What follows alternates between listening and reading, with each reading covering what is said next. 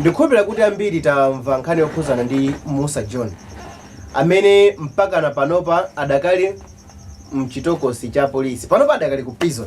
Adamugamula zaka 8 koyamba, panopa amuchosera zaka zokwana zisanu ndi kumuchaja zaka zitatu.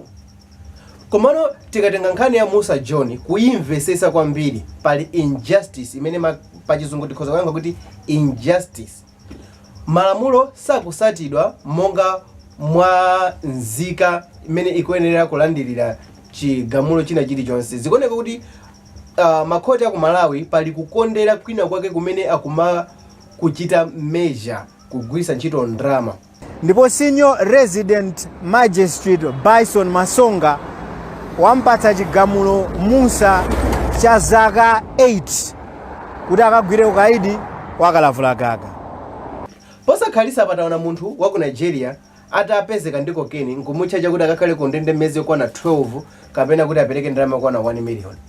Tinali ndi zitsanzo zochuluka mbuyo mwemene anthu olemera amachajidwa tindalama tochepa kapena kukakhala ku ndende so timiyezi tochepa.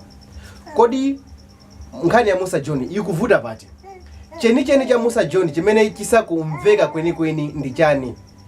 Ndi chifukwa chani maloya sakuyimapo pa nkhani yokhuzana ndi zaka za Musa John?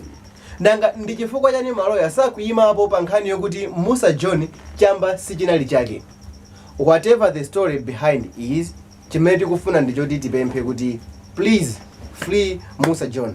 Tonse tigwirane manja ndi Fredokisi pamene akuyenda m'misewu kupempha anthu kuti amchite free Musa John. Pamene akupempha a president kuti achite pardon Musa John. Zina langa ndine Sam Mavita. Ndimapanga ma videos osiyana-siyana pa YouTube. Ngati mukufuna kuonera ma videos osiyana-siyana, mukhoza kuonera video iyi, mukhoza kuonera video. Ngati simunachita subscribe, please mukhoza kuchita subscribe uchita click this button. Zina langa ndine Sam Mavita.